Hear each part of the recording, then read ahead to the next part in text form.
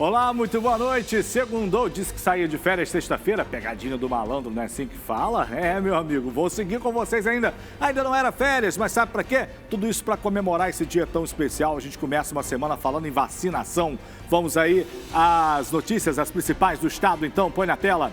Até que enfim, uma luz no fim do túnel. Vacina contra o coronavírus começa a chegar no estado. Municípios do interior já se preparam para iniciar a vacinação ainda essa semana. Mas número de doses ainda não é suficiente para imunizar todo mundo. Em algumas cidades, menos de 1% da população será vacinada nesse primeiro momento.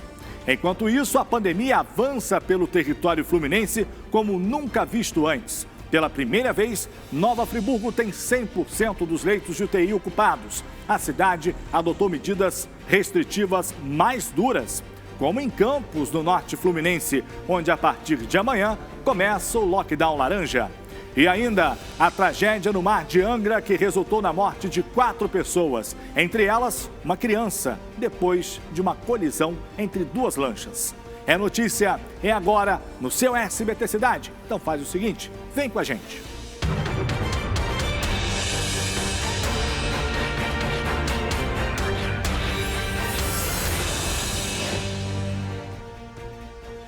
As últimas informações sobre a vacina do coronavírus no Rio de Janeiro, te conto já já ao longo da nossa edição. E vamos começar falando dessa tragédia que aconteceu no Mar de Angra.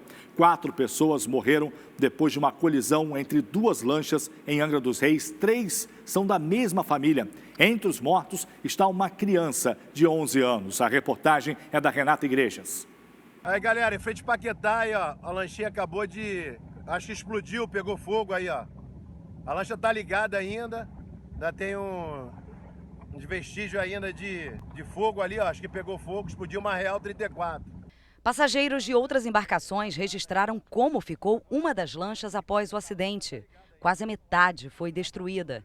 4 pessoas morreram e 6 ficaram feridas. Pelo menos 12 foram resgatadas pela Marinha. Meu Deus do céu, mas tem gente morta, boiando. Ai, meu Deus do céu. O acidente aconteceu no fim da manhã de sábado, em Angra dos Reis, próximo à ilha de Paquetá. Nesse vídeo, as 2 embarcações envolvidas no acidente estão próximas uma da outra. É possível ver pelo menos 4 ocupantes na embarcação branca e cinza, que arrancou parte da outra lancha, a azul escura. Nela estavam Maria Cândida Aires Gondim Pinheiro, de 57 anos, Tatiana Aires Gondim Pinheiro, de 43, Vânia Maria Ede, de 63 anos, e Luísa Aires Pinheiro Lobão, de 11 anos.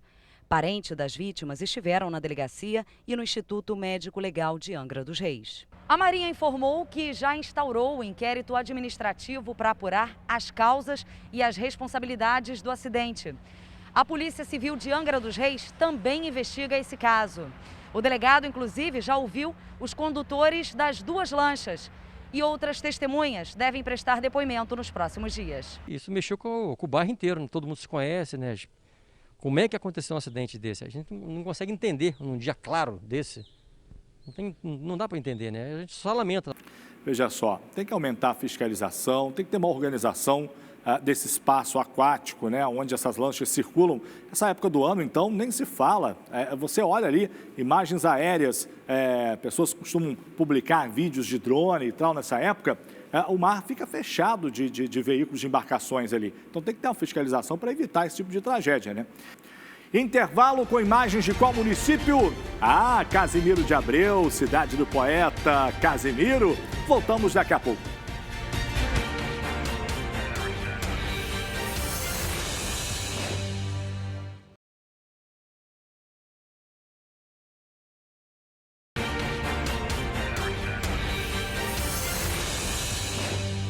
Muito bem, seguimos aqui para todo o estado e o assunto agora é a vacina do coronavírus, né? Até que, enfim, ela está chegando, a tão sonhada e esperada vacina contra o coronavírus. O estado do Rio de Janeiro vai receber aí, nesta primeira fase, aproximadamente 590 mil doses do imunizante.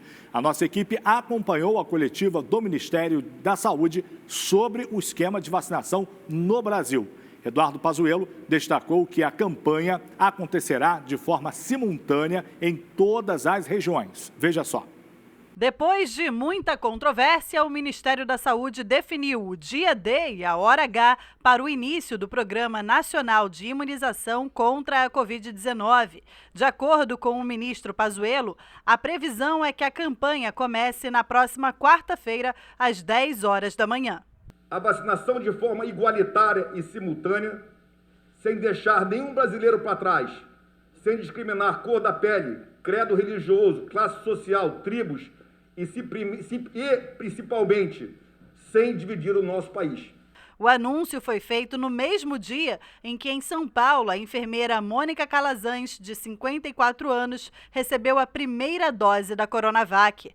A vacinação em São Paulo é motivo de desavenças entre o governo do estado de São Paulo e o Ministério da Saúde, que é responsável pelo Programa Nacional de Imunização e, segundo Pazuello, dono das doses. O Ministério da Saúde tem em mãos, neste instante, as vacinas, tanto do Butantan quanto da AstraZeneca. E nós poderíamos, num ato simbólico ou numa jogada de marketing, iniciar a primeira dose em uma pessoa. Mas em respeito a todos os governadores, prefeitos e todos os brasileiros, o Ministério da Saúde não fará isso. Não faremos uma jogada de marketing.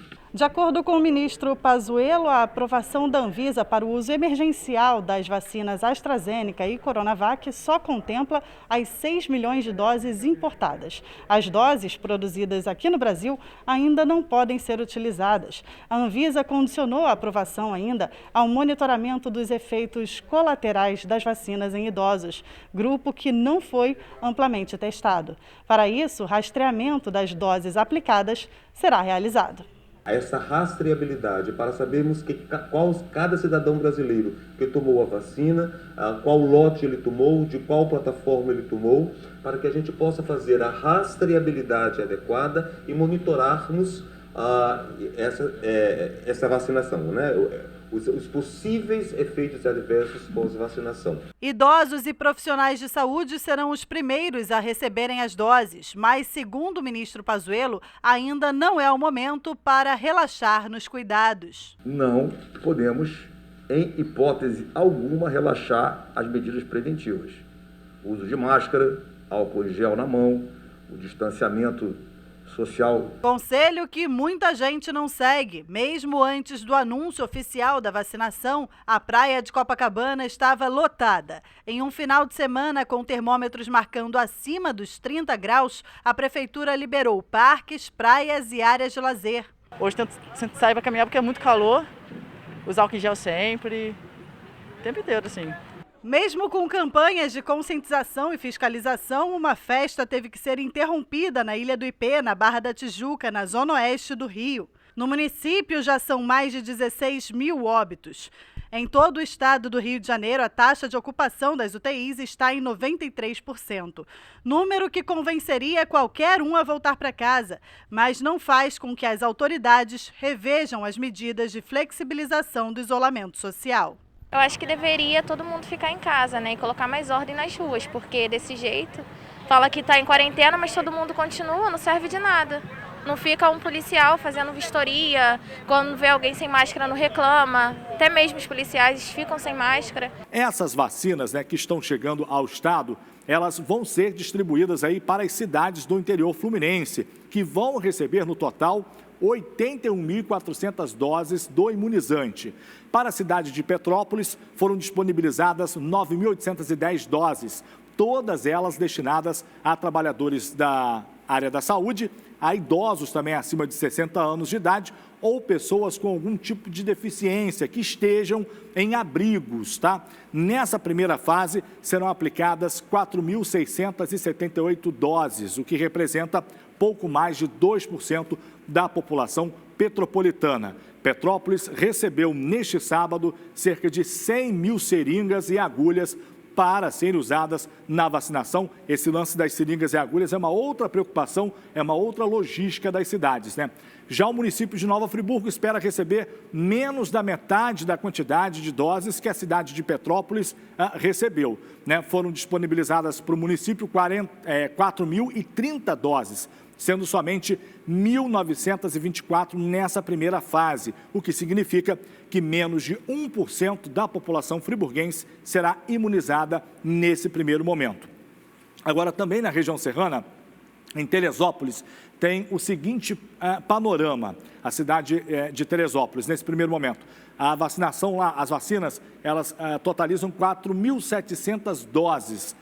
Isso é o que foi disponibilizado para a cidade de Teresópolis, né, para essa primeira fase. São 2.243 doses já no primeiro momento, também destinadas a idosos e pessoas com deficiência que estejam em abrigos, além dos profissionais da saúde que têm lá a prioridade, né? Teresópolis também vai imunizar menos de 1% da população nessa primeira fase. Então, assim, gente, estamos falando de vacina chegando, tem toda uma logística, é muito pouco, né, diante do que temos que imunizar, mas já é muito para quem esperou mais de um ano. Tudo bem, mas não vamos aí, né, deixar de usar a máscara, não vamos deixar de lado as medidas de proteção, não, porque o coronavírus está avançando como nunca no interior do estado, né? É o que a gente vai falar agora. Enquanto se comemora a chegada tímida da vacina, o número de casos de coronavírus tem aumentado e aumentando dia após dia nas cidades do interior fluminense. E, é claro, está preocupando as autoridades locais, né, quanto ao número de leitos disponibilizados para pacientes que estejam com a doença, que desenvolveram o estágio mais grave do coronavírus. Este é o caso de Nova Friburgo, que pela primeira vez durante toda a pandemia chegou aos 100% de ocupação dos leitos no Raul Sertã e nas unidades particulares. Na noite deste domingo, o prefeito da cidade, Johnny Michael, convocou uma reunião urgente onde anunciou novas medidas de enfrentamento à Covid-19. Medidas estas que vão começar a valer na próxima quarta-feira. Johnny fez um pronunciamento na internet ao lado do subsecretário da Atenção Hospitalar, Ricardo Fazoli, onde falou sobre o decreto. Vamos ver. A gente vai estar reduzindo a capacidade de ocupação das nossas indústrias, os estabelecimentos comerciais e prestadores de serviço, né? Nós vamos reduzir o horário de funcionamento, nesse primeiro momento de bandeira vermelha, né? No sábado, né? A gente não vai permitir o funcionamento nesse primeiro momento, ok? Vai ser somente de segunda a sexta, né? E os horários também vão ser reduzidos. Restaurantes e lanchonetes, a bandeira roxa. Só delivery. Somente delivery e proibida a retirada na porta. Exatamente. E na bandeira vermelha, delivery e retirada. Então, nesse momento, a gente está na bandeira vermelha, né? Continuando na bandeira vermelha, o restaurante não vai poder funcionar com pessoas, né, dentro. Com pessoas dentro, exatamente. Não vai poder receber os clientes. Em relação a bares, bandeira roxa, fechado. Bandeira vermelha também vai ter que estar fechado, apenas com delivery. Sem retirada na porta. Sem retirada na porta. Nós estamos com os hospitais públicos, repito, público e privado, lotados.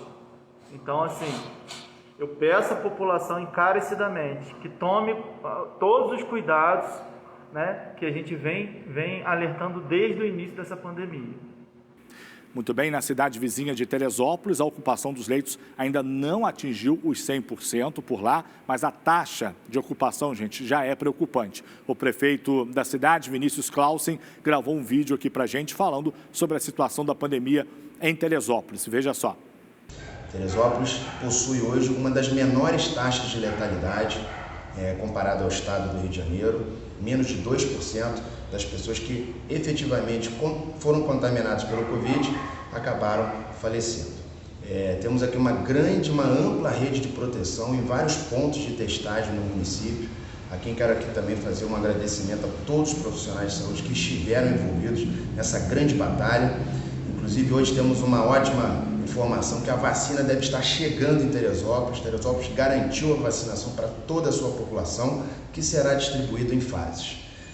Hoje nós temos uma taxa de ocupação em torno de 90% nos leitos CTI e essa semana ainda temos a intenção de anunciar a contratação de mais 10 leitos de CTI Covid. da Serra, a gente vai agora para outra ponta do estado, no norte fluminense. Por lá, a Prefeitura de Campos dos Goytacazes entrou no chamado lockdown laranja e anunciou hoje medidas mais duras para conter o avanço da Covid-19. Pois é, por lá, a ocupação dos leitos destinados à Covid-19 já se aproxima dos 100%. As medidas anunciadas hoje afetam diretamente o funcionamento do comércio, dos serviços e das igrejas. A partir de amanhã, está proibido o funcionamento de academias, inclusive de condomínios, shoppings, igrejas, salões de beleza e barbearias, além de restaurantes e bares e lanchonetes, que vão permanecer abertos somente naquele sistema takeaway, quando a pessoa retira o prato para poder comer e se alimentar em outro local. Bancos vão funcionar com 30% da capacidade. Vamos ouvir o que diz o subsecretário de Atenção Básica, o Charbel Cury. Veja só. Nós estamos vivendo hoje a fase laranja da transmissão. O que isso significa? Perigo. Perigo significa que nós não temos mais hoje praticamente vagas para internar, nós não temos hoje praticamente mais como colocar pessoas em leitos de CTI, e os casos tendem a subir ainda mais, uma vez que nós estamos em 18 de janeiro. E isso é o pico da epidemia, fazendo com que tudo que vai acontecer para os próximos dias é ainda elevação de casos. Então, nosso grupo da vigilância, junto com a equipe técnica, fez todas as análises de risco e mostrou que, se nós não fizermos restrições agora para conscientizar a população, tememos o pior, e o pior será uma mortandade em massa. O que nós não queremos é uma nova Manaus aqui para Campos. Tá, então, gente, não tá fácil. A gente está colhendo. Lembra que eu falei aqui? Aquelas aglomerações nas praias, o Réveillon. Eu disse que após 15 dias, mais ou menos, a gente ia colher uma situação triste nas cidades do interior. Tá aí, né? É o que está acontecendo. Os leitos ocupados, pessoas adoecendo, algumas com estágio mais grave da doença, que são exatamente aquelas que precisam de respiradores, precisam de leitos de UTI, e a gente não tem para todo mundo. Que situação. Eu vou chamar um intervalo, vou em qual cidade? Nova Friburgo, na Serra. Alô, friburguenses, terra natal, já já eu volto.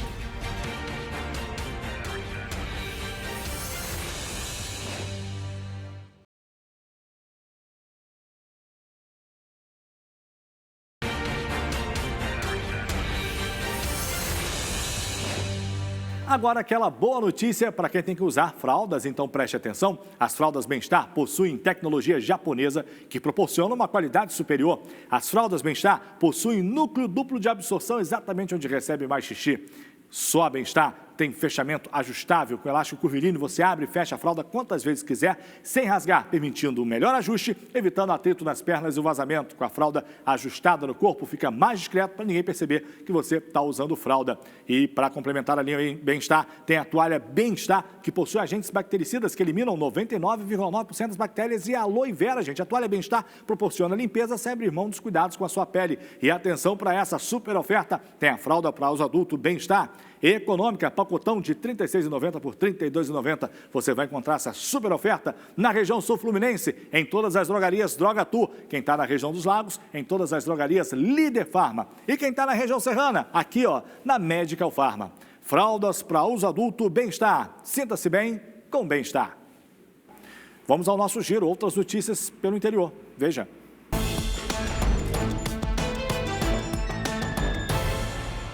Durante o primeiro fim de semana de aplicação das provas do Enem, o que não faltou foi aglomeração.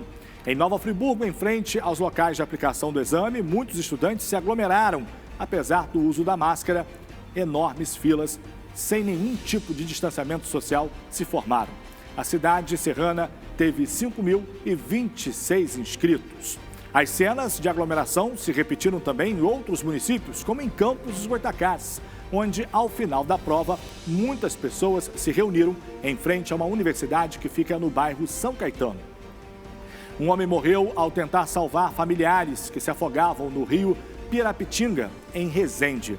A vítima é Cristiano Menandro, que não teve a idade divulgada. O caso aconteceu na tarde deste sábado. O corpo dele foi encontrado na manhã de ontem. O corpo de Cristiano foi resgatado a cerca de 2 quilômetros de onde desapareceu na água. Também em Resende, um servidor público foi ameaçado dentro de uma choperia enquanto realizava um trabalho de fiscalização das medidas de combate ao coronavírus. O local teve que ser evacuado por causa da aglomeração. O dono do estabelecimento chegou a colocar o revólver na cabeça do agente fiscal. Ele foi preso e a arma apreendida. Vem chegando aí o SBT Brasil. A gente volta a se falar, se Deus quiser, amanhã. Fique com Deus e até lá.